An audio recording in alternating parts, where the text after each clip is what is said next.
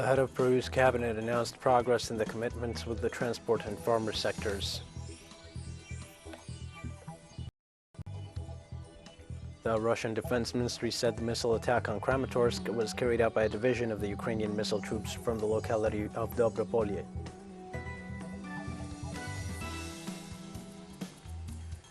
Spain's Prime Minister Pedro Sánchez announced the beginning of a new stage in bilateral relations between his country and Morocco with the reopening of the border between both nations.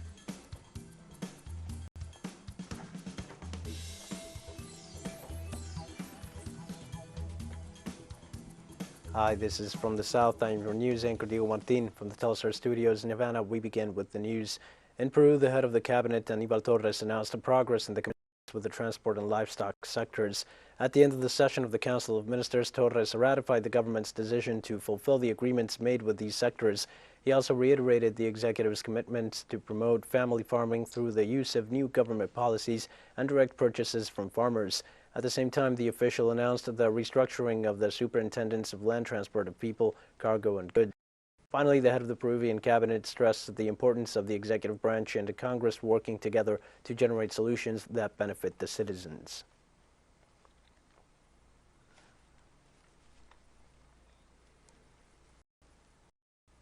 And Peruvian President Pedro Castillo announced on Thursday a bill to ban monopolies, hoarding, speculation, and price fixing in order to relieve the shortages and general scarcity affecting the nation.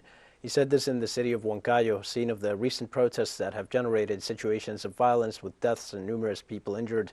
The national president attended the request of the social leaders of the central Andean city, and from there he offered apologies for the statements made in the midst of the social crisis, expressed his solidarity with the families affected by violence, and vindicated the right to peaceful protest.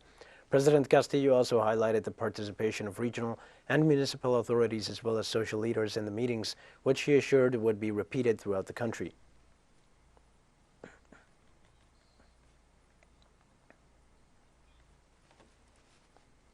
The Argentinian Senate approved on Thursday night the bill to reform the Council of the Judiciary with 37 votes in favor and 33 against, and Frente de Todos achieved an important unified legislative victory. Now the initiative must go on to the Chamber of Deputies to be sanctioned before next Thursday. The project seeks to analyze and transform the functioning of this body of justice and has been approved in extremis thanks to the alliances of two senators from Rio Negro and Misiones. Among some relevant aspects, it increases the number of members from 13 to 17 and vetoes the entry to the Supreme Court, a central point in the dispute between the representatives of the opposition bloc Juntos por el Cambio and the ruling Frente de Todos. After 6 hours of debate, the president of the Senate, Cristina Fernández, put the bill to the vote, which was passed with the needed requirements.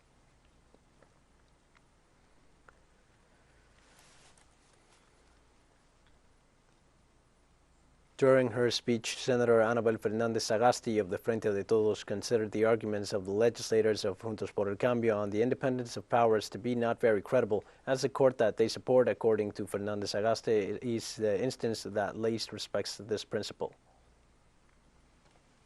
Something else. The truth is that the arguments of the Supreme Court of Justice are not very credible when they claim that they are worried about the political influence in the Council of the Magistrature. In reality, what bothers them is democracy and the division of powers, and what they want is to continue empowering the judicial family, because if that exists, I respond to Senator Romero that he said that in the North it exists. In reality, the judicial family exists everywhere.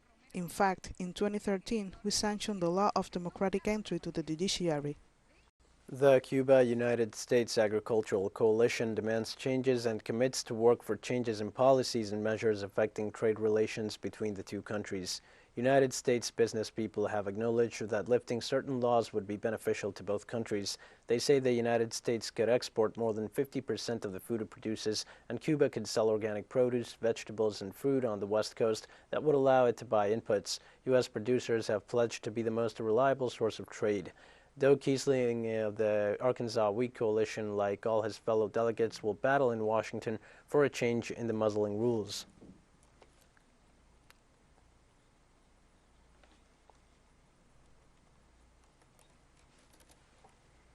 A few hours ago in Honduras, the meeting of the public transport drivers who are on strike and the high-level commission led by President Xiomara Castro ended in the midst of a transport strike that also included blockades and threatened to generate violence. The president sent a message to the transport workers who had paralyzed their activities since the early hours of morning.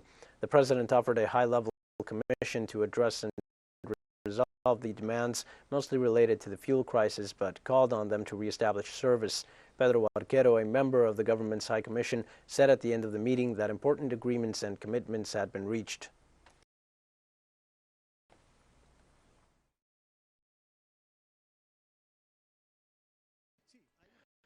There are several important aspects that happened today. First, to clarify that this government is the government of reconciliation, dialogue, and open doors. It is not necessary to hold sittings or go on strike to establish a dialogue with us. The president posted a message on her social media profiles, clearly stating that until the strike was lifted, there would not be a negotiation. So the friends of the transport workers took it well. They did lift the strike, and shortly after, the president called them to convene here to the official house, and we've been meeting with the representatives since 5 o'clock in the afternoon. What we agreed was to establish 5 work tables, one for each of the transportation companies. We're going to take a short break now. Please join us again after this.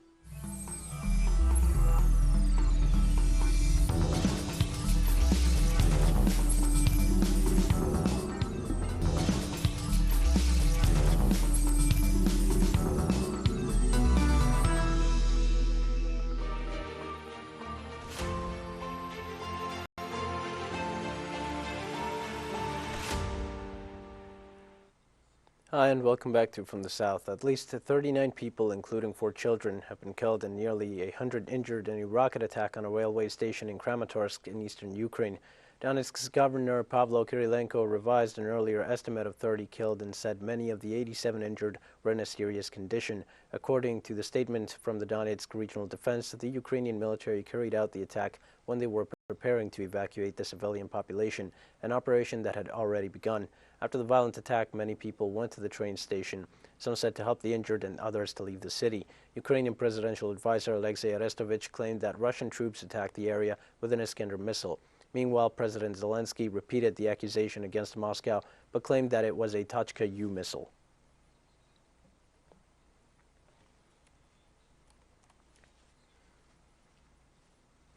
The Russian Defense Ministry reported that the missile attack on Kramatorsk was carried out by a division of the Ukrainian missile troops from the locality of Dobropolye, 45 kilometers from the city. The ministry added that the Tochka-U tactical missiles, the remains of which were discovered near the Kramatorsk railway station, are only used by the armed forces of Ukraine. According to the Russian military, the aim of this offensive was to prevent the mass evacuation of residents from the city in order to as human shields to defend positions of the armed forces of Ukraine, as in many other cities in the country.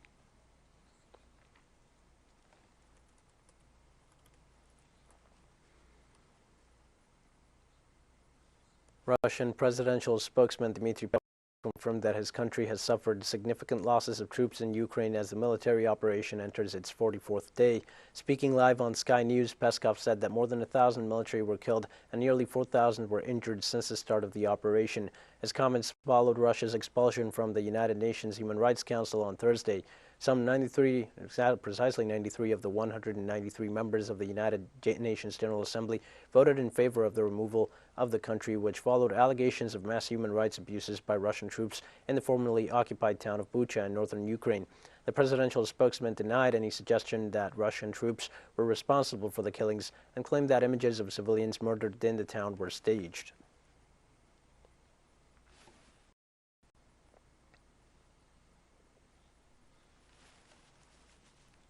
Venezuela rejected the suspension of Russia from the United Nations Human Rights Council and reaffirmed its commitment to the founding document of the organization. At a meeting of the UN General Assembly on Thursday, 93 members voted in favor of the diplomatic rebuke, while 24 were against and 58 abstained. This met the required threshold of a two-thirds majority of the Assembly members that vote yes or no, with abstentions not counting in the calculation. Venezuelan Foreign Minister Felix Plasencia stated the decision to suspend Russia from the Council will affect multilateralism, threaten security, and world peace. He also denounced that the illegal and coercive measures imposed on Russia do not contribute much to maintaining peace.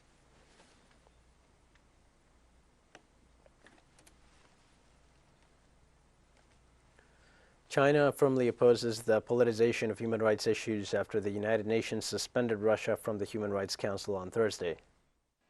China always calls for promoting and protecting human rights through constructive dialogue and cooperation on the basis of equality and mutual respect. At the same time, we firmly oppose the politicization or instrumentalization of human rights issues, oppose selective and confrontational approaches as well as double standards on human rights issues, and oppose exerting pressure onto other countries in the name of human rights. Dealing with the membership of the Human Rights Council in such a way, we would set a new and dangerous precedent, further intensify the confrontations in the field of human rights, bring a greater impact on the United Nations governance system, and produce serious consequences. The head of Chinese diplomacy, Wang Yi, reaffirmed before the French president's diplomatic counselor, Emmanuel Bon, that the origin of the Ukrainian crisis is in the lack of balance in European security, which requires a framework of fairness and efficiency. Wang Yi stated his country is looking forward to an early ceasefire and the restoration of peace and have been making efforts to this end. At the same time, he reaffirmed that all parties should work to create the necessary environment and conditions for advancing peace talks instead of fanning flames. On his part, Bon said France has consistently adhered to an independent foreign policy and will not fall into the logic of bloc politics.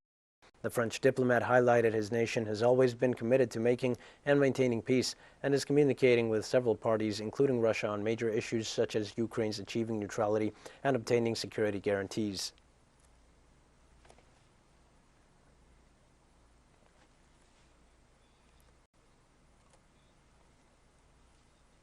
World food prices hit an all-time high in March as Russia's special military operation in Ukraine sent shocks through markets for staple grains and vegetable oils, the United Nations Food and Agriculture Organization said on Friday.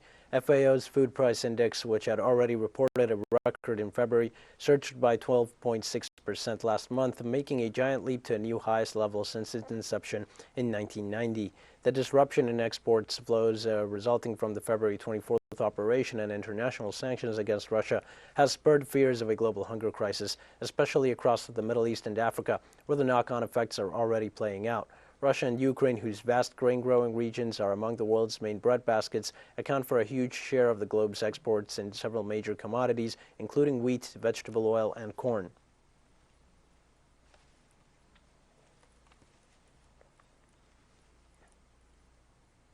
Leading candidates for the French presidency staged their final campaign rallies 3 days before a vote that appears increasingly likely to result in a tight runoff between President Emmanuel Macron and far-right leader Marine Le Pen.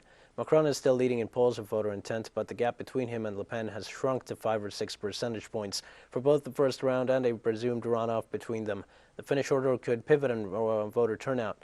Only the two top candidates Sunday's first round of voting will make it to the decisive runoff on April 24th, with polls showing that Macron and Le Pen are the most likely to advance, even though a surge of far-left candidate Jean-Luc Mélenchon remains a possibility.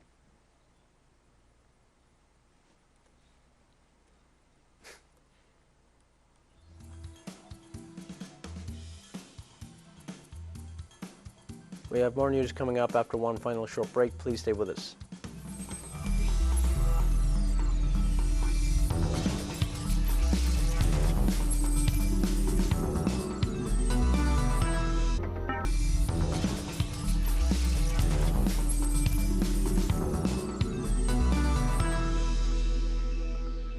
Hi and welcome back. During his speech from the guest palace in Rabat, Spain Prime Minister Pedro Sánchez announced the start of a new stage in bilateral relations between his country and Morocco, with the reopening of the border between both nations. After his meeting with King Mohammed VI, the Spanish representative revealed part of the content included in the joint declaration, emphasizing the historic and necessary moment for both countries in which this new momentum in Spanish-Moroccan relations is taking place. Referring to the document as a long-lasting and ambitious roadmap, the Prime Minister said it sealed the future agreements on economic, commercial, energy, industrial, and cultural matters. Preparations will be made to relaunch the Strait Crossing Marhaba operation, cancelled for the first time in 2020 on the occasion of the beginning of the COVID-19 pandemic, and suspended for the second time in June 2021.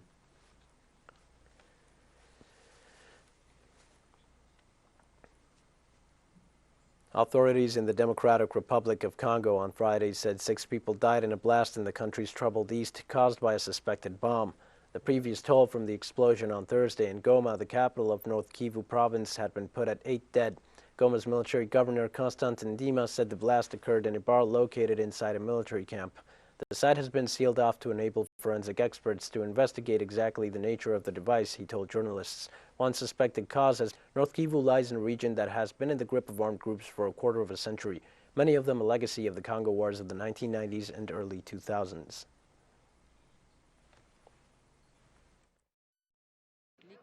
We saw a flame, and after a bang, I crouched behind the house and thought it was a bomb. Afterwards, we went out and we saw dead people in the bar. We don't know how many, if it was 7 or more. We don't know, and there are many injured.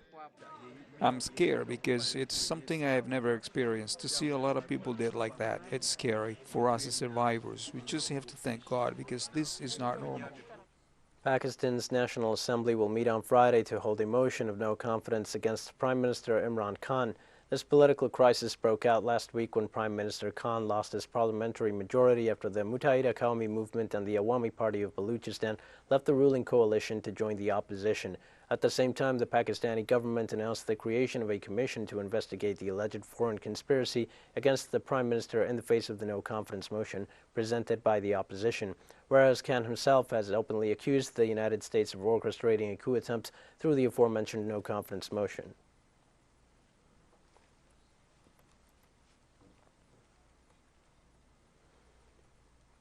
At least 2 people died and several resulted injured in a shooting spree in the Israeli coastal city of Tel Aviv, the latest in a surge of violence in Israel and the occupied West Bank since late March. The attacker, a Palestinian, was shot to death on Friday by Israeli security forces. Shin Bet security agencies said the officers found the shooter hiding near a mosque in Jaffa, just south of Tel Aviv. The attack sparked mayhem in Dizengoff Street, a popular night spot full of bars and restaurants. The bar attack was the latest in a string of deadly street assaults that have left 13 people dead and shaken the country.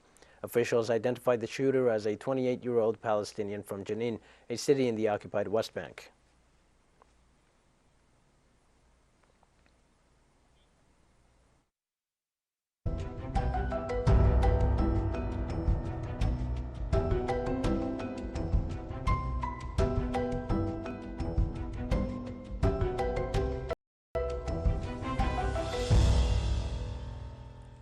Heavy rain in northwest Colombia has taken its toll on the population of the department of Antioquia, where at least 12 people died in landslides and floods over the last few days. Heavy rainfall triggered floods and landslides in Abriaqui municipality on Thursday, destroying part of the El Porvenir mine and a workers' campsite, killing 12 people and injuring 10. More people are feared missing, and the number of fatalities could rise. Roads in the area have been blocked by floods and landslide debris. Around the same time, flooding was reported in Medellin and Bello municipalities, where homes were damaged and around sides.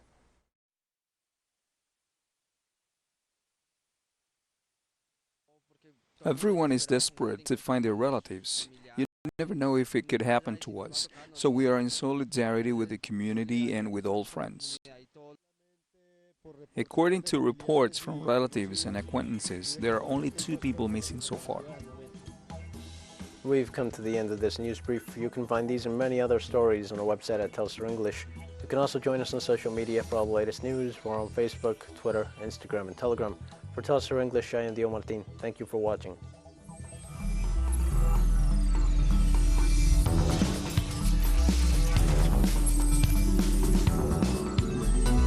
Hola, ¿qué tal?